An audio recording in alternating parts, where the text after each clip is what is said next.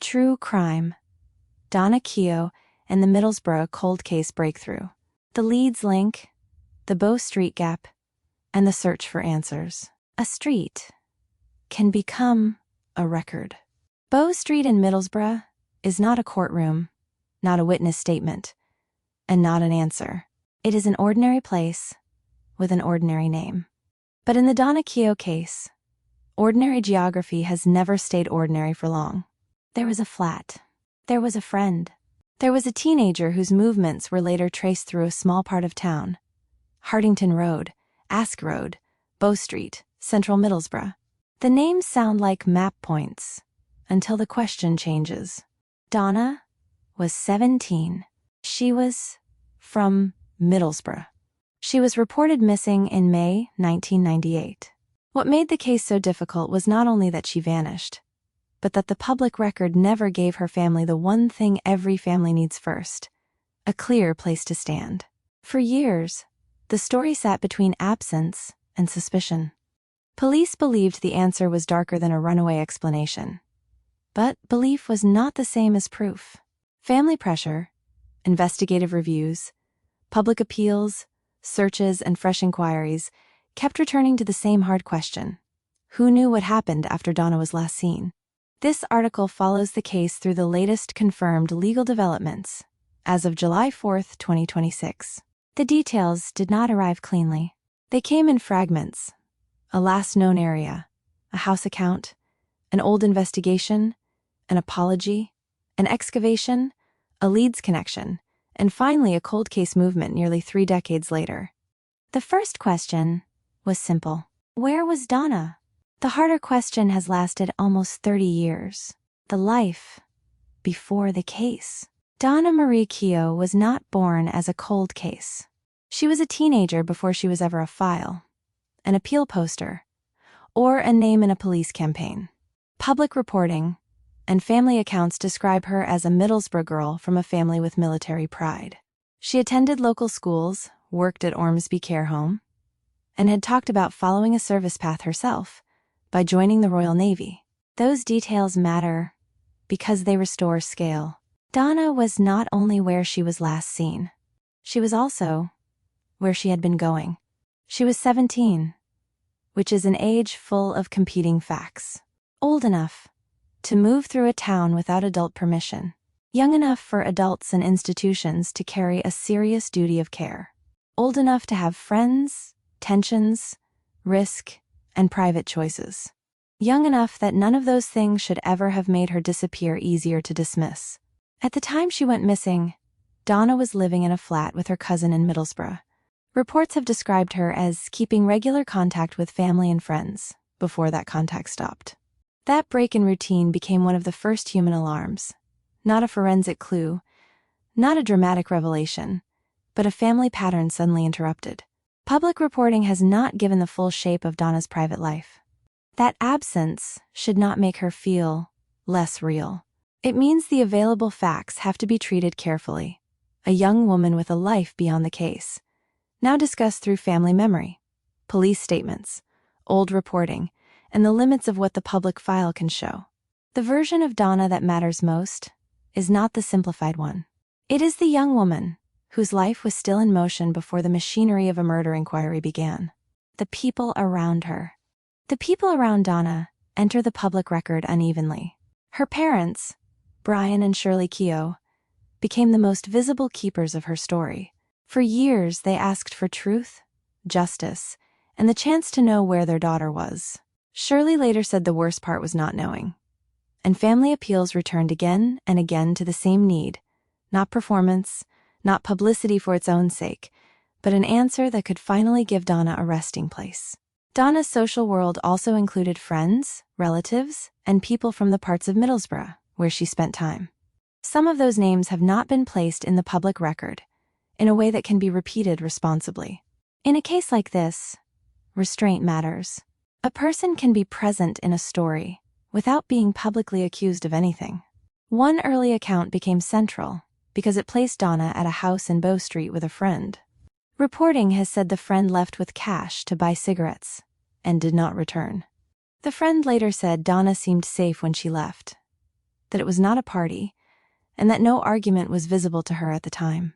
That account is important for a careful reason. It does not solve the case. It marks the boundary between what someone said she saw and what no one could later explain. Around Donna were also adults and institutions, Cleveland police, later review teams, anonymous callers, possible witnesses, and people whose silence may have mattered. The case would eventually become less about one dramatic clue than about whether old fragments could still be made to speak. A cold case does not only preserve evidence, it preserves the failures, assumptions, and missed chances that surrounded the first search for truth. The first cracks. The first cracks in Donna's case were not cinematic. They were practical. Contact stopped. Familiar movement became uncertainty. A teenager who had been part of family life was no longer where people expected her to be. Current police material says Donna was reported missing from Middlesbrough in May 1998, and that the circumstances of her disappearance led to the conclusion that she was murdered after disappearing in April that year. Her body has not been located. Police have said it is strongly suspected she was murdered close to the time she went missing. Older public accounts and family anniversary coverage have often focused on April 19, 1998, and the Bow Street house account. More recent police statements say officers know Donna was last seen in central Middlesbrough on Tuesday, the 28th of April 1998. That difference matters because it shows one of the case's central problems. The public timeline has never felt simple. A weaker article would smooth that over. A better one does not. In a missing person case, the difference between a reported last social sighting, a confirmed last sighting, and an official last-to-seen date can change how readers understand the record. Police later identified several Middlesbrough areas as relevant to Donna's movements around the time she disappeared. Hartington Road, Aske Road, and Bow Street. Those were not abstract locations. They were the geography of a narrowing question. The first explanation could have been simple. A young person away from home. A late return. A misunderstanding. A temporary absence. But the silence did not behave like a temporary absence. The last ordinary movements. Donna's last ordinary movements are difficult because the record is both specific and incomplete. There is Bow Street, which appears repeatedly in public accounts as a key location. There is the house account involving Donna and a friend. There are the street names later identified through review. There is the more recent police statement that officers know Donna was last seen in central Middlesbrough on April 28, 1998. This is the point where true crime storytelling can become legally dangerous. It is tempting to turn the last scene into a full reconstruction. But the public record does not allow that. What can be said is narrower.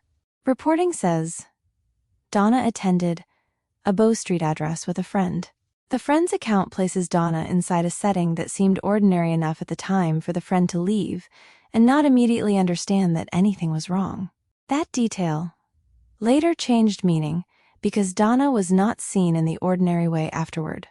The house itself became important not because the public knows every private moment that happened there, but because it sits near the edge of certainty. It is one of the places the story keeps returning to, not as proof of one person's guilt, but as a location where the known record thins out. Donna was also known to have traveled to Leeds during 1998. In later years, and especially in 2026, detectives returned attention to Leeds and asked for information from anyone who had seen, spoken to, or known anything about Donna's movements there, including in the Chapeltown area. The last ordinary detail was not one thing. It was a cluster of streets, sightings, accounts, and unanswered movement. That is why the case did not fade cleanly. The first alarm. The first alarm was absence made official. Donna was reported missing in May 1998. By then, what her family knew emotionally still had to become something investigators could prove. That is the cruel gap in many disappearance cases. Relatives may feel danger before the state can establish it in a legal or evidential form. At first, the public record did not offer a body, a confession, a clear crime scene, or a courtroom-tested account. It offered disappearance, concern, and the growing belief that something serious had happened. The police position hardened over time. Cleveland police now say the circumstances led to the conclusion that Donna was murdered after her disappearance, and the force's public appeal still emphasizes that her body has not been located. For Donna's parents, the absence was not procedural. Shirley and Brian lived with a form of grief that could not complete itself. They did not only lack a conviction, they lacked the basic physical answer of where their daughter was. Shirley's public words carried that weight. She said they had not been able to get on with their lives, and that time had stood still. Those words are not evidence in the legal sense. They are evidence of consequence. The first official task was to find Donna. The deeper task became to find out whether the people who knew more had stayed silent. That distinction would shape everything that followed. The search for an explanation. The early search for an explanation had to move through possibilities. A runaway explanation could not simply be dismissed because teenagers do leave home. But investigators and family members also had to weigh Donna's regular contact with relatives, the abruptness of the break, and the circumstances described around her last known movements. The case moved formally into murder territory in 1999. Public reporting says the first murder inquiry began in March that year, when 2 men were arrested on suspicion of murder. No one was charged at that stage. That distinction matters. Arrest is not charge. Charge is not conviction. A cold case can contain suspicion for years without producing evidence strong enough for a court. The search also had to handle sightings and location claims. A review later placed Donna in the Hartington Road, Aske Road, and Bow Street areas around the time she went missing. Other reported sightings have been described as unconfirmed or later doubted in public summaries of the case. That is how missing person files often become difficult. They collect hope, error, memory, rumor, and real evidence in the same folder. Leeds was another strand. Police have said Donna was known to have traveled there during 1998, and recent appeals have focused on whether someone in Leeds, particularly around Chapeltown, saw her, spoke to her, or knew something about her movements. None of those strands solved the case by itself, but together, they kept the file alive. The first version sounded like a missing teenager. The official version became something heavier. The evidence that did not fit. The evidence that did not fit was not one dramatic forensic breakthrough. It was the absence of normal aftermath. Donna did not return to family life. Her body was not found. The accounts around her last known movements did not provide a clean explanation. The case did not produce a public confession, a charged defendant, or a full-tested courtroom narrative. In 2015, Cleveland police publicly apologized after mistakes were admitted in the original investigation. Family members had criticized the handling of the case, and later coverage described years of complaints and frustration. That apology is not just a side note. It changes how the case must be read. If an investigation is mishandled at the beginning, later detectives inherit more than an old file. They inherit delay, missing momentum, weakened memory, lost trust, and the possibility that evidence which once existed may no longer be recoverable in the same form. In 2016, after an independent review, Cleveland police launched Operation Resolute, a renewed inquiry committed to establishing what happened to Donna. The force says the inquiry was formally declared a murder investigation, with a dedicated team assigned to the case. That development moved the case from old suspicion into structured reinvestigation. It did not mean the answer had arrived. It meant the file had been re-entered with a new seriousness. By 2023, police said the team had carried out more than 2,754 investigative actions and taken a further 1,788 statements since the launch of Operation Resolute. Those numbers do not prove guilt. They show the scale of reconstruction required when a case has been left without a public answer for a quarter of a century. The case was not waiting for one clue. It was waiting for fragments to line up strongly enough to matter. The event at the center of the case. The central event in the Donna Keogh case remains the part the public record cannot fully reconstruct. Police believe Donna was murdered close to the time she disappeared. Her body has never been found. That combination creates the legal and emotional architecture of the case.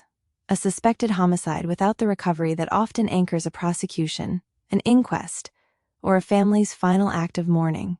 The public version often returns to the Bow Street address. Reporting says Donna had gone there with a friend, that men were said to be present, and that the friend left to buy cigarettes. The friend later described the situation as calm when she left. The record does not show what happened after that in a way that can be written as witnessed fact. That is the edge of the story. No responsible account can pretend to see inside the room after the record goes dark. It can say what was reported. It can say what police later concluded. It can say what the family believed. It cannot invent a sequence to satisfy the reader. What matters is the legal pressure created by that gap. If Donna was killed, investigators still needed to establish when, where, by whom, and by what evidence. In a no-body suspected murder case, the prosecution burden is not lighter because the facts are painful. It is heavier because the missing evidence must be replaced by other proof. Those other forms can include witness accounts, conduct evidence, forensic traces, admissions, location records, pattern evidence, and contradictions. But the public record has not disclosed a full evidential case against any charged defendant because, as of the latest confirmed status, no charge has been reported. The case's center is therefore not a narrated scene. It is a missing scene. The absence is the evidence problem, the family wound, and the reason the streets still matter. Bow Street became more than a location because the story reached it and could not safely move beyond it. When the story broke open, Donna's case widened in stages. The first widening came through public appeals. Her family repeatedly asked for information. Police renewed appeals over the years. The public was asked not only to remember Donna, but to reconsider what they knew about Middlesbrough in 1998 and what they may have dismissed at the time. The second widening came through institutional scrutiny. The case became part of a larger conversation about the deaths and disappearances of young women connected to Middlesbrough. In 2018, a specialist team was established to revisit Donna's case alongside the cases of Vicky Glass and Rachel Wilson. Reporting at the time noted common elements of sex, age, and geographic connection, while police cautioned that it was too early to say whether deeper links existed. That context must be handled carefully. Donna was not interchangeable with any other victim. Vicky Glass and Rachel Wilson had their own lives, families, evidence, and legal histories. But the grouping mattered institutionally because it raised questions about how vulnerable young women were treated, how early investigations were handled, and whether patterns were recognized late. A later Watchdog-linked account described poor quality investigations and failings in relation to all three victims. That criticism added another layer to Donna's case. It was no longer only a question of what happened in 1998, but also what the first investigation did and did not do with what it had. The third widening came from the public search for remains. In 2018, investigators excavated a former allotment site at Saltersgill in Middlesbrough. Human remains were found, but forensic testing determined they were medieval, not Donna. That kind of moment can look like a breakthrough from the outside. For the family, it was another turn through hope and loss. The case built from fragments. The Donna Keogh case is a study in the difference between suspicion and proof. Police can strongly suspect murder. A family can believe something terrible happened. Public reporting can point to old accounts, question decisions, and possible missed opportunities.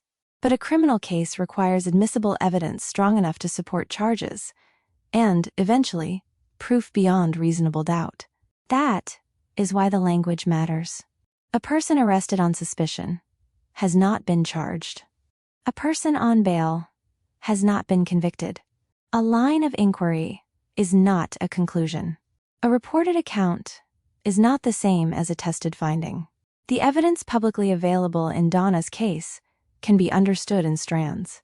The first is timeline evidence. When Donna was last seen, when contact stopped, and which places matter. The second is witness and account evidence. What people said about Bow Street, the friend's departure, and the atmosphere at the house. The third is investigative evidence.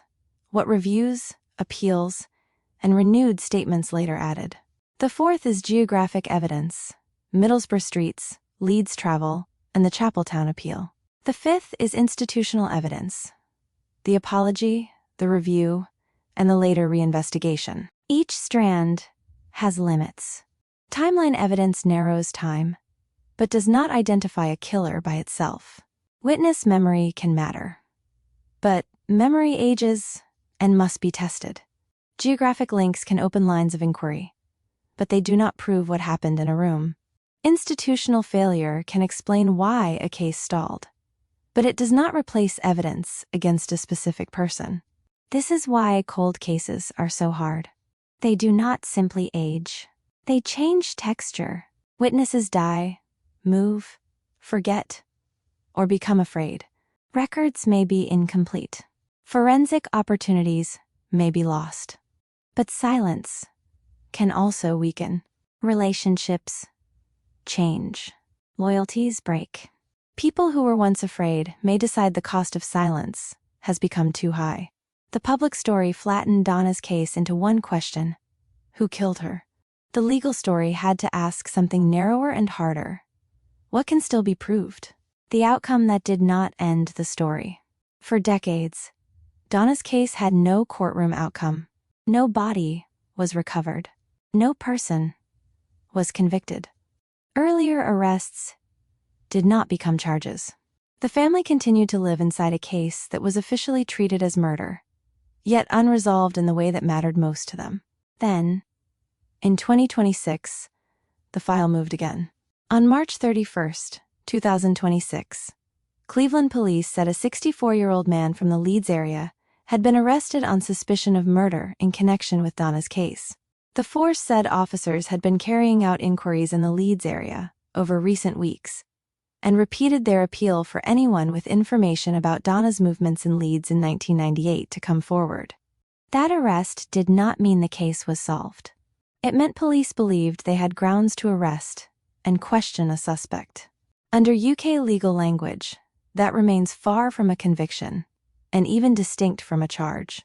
On July 4, 2026, Cleveland police confirmed a second arrest. A 62-year-old man had been arrested the previous day in the Manchester area in connection with Donna's murder investigation.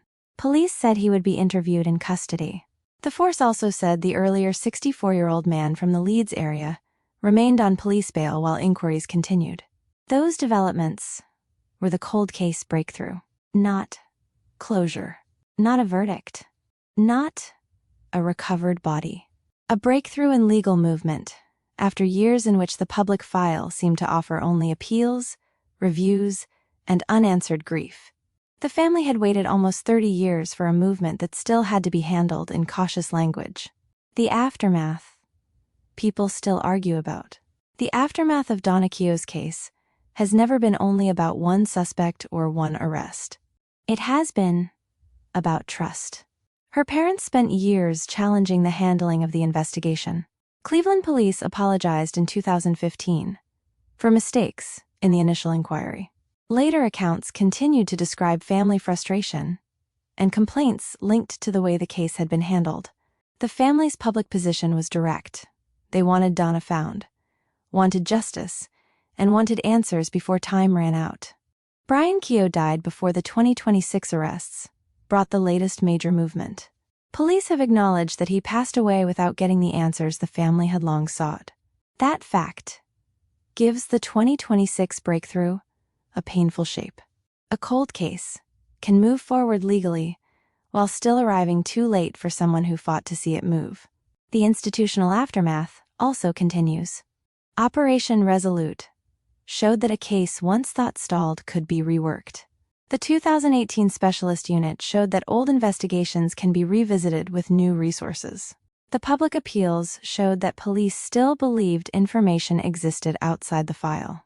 But the most difficult aftermath belongs to Donna herself. Because her body has not been found, the case remains suspended between investigation and mourning. A grave?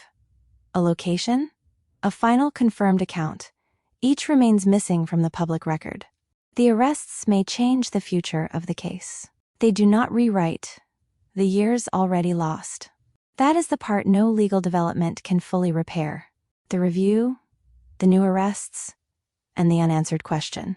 As of July 4th, 2026, the legal position is active and unresolved.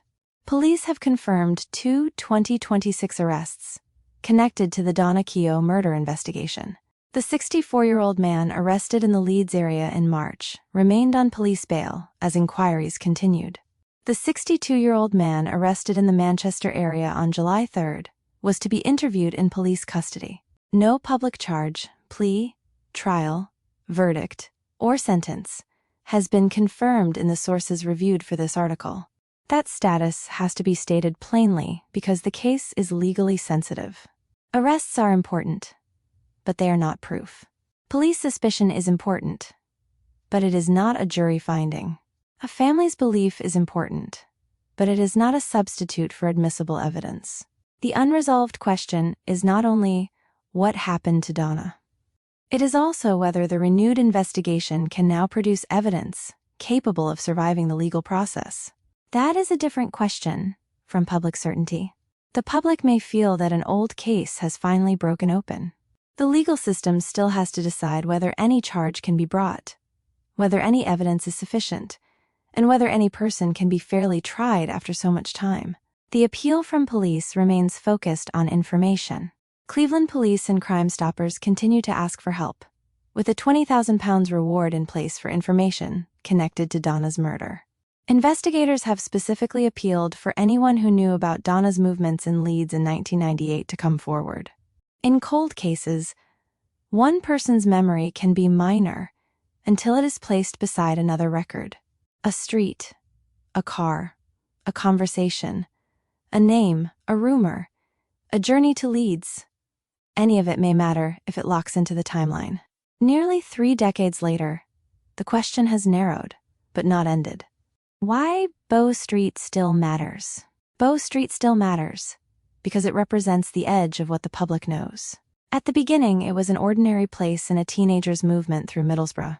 Later, it became part of the geography of disappearance. Then it became a symbol of the case's deeper problem. There are places where Donna can be traced, and then there is the place where certainty stops. The story of Donna Keogh is not powerful because every answer is known. It is powerful because the missing answers have shaped a family's life, a police force's reputation, and a cold case file that refused to close. It also matters because it corrects a common misunderstanding about old cases. Time does not automatically erase them. It can damage memory and evidence, but it can also change people. It can move suspects. It can weaken old loyalties. It can make silence heavier. The 2026 arrests are not the ending. They are a legal development inside an unfinished case. They show that the file is still active, that detectives still believe someone can help, and that Donna's name has not been left in the past. For her family, the case has always been more personal than any headline. Donna was not a mystery for them. She was a daughter whose room, photographs, plans, and absence remained part of daily life. A street can become a record, but a street cannot speak on its own. Almost 30 years later, Donna Keogh's case still depends on whether someone who knows the missing part is finally willing to say it.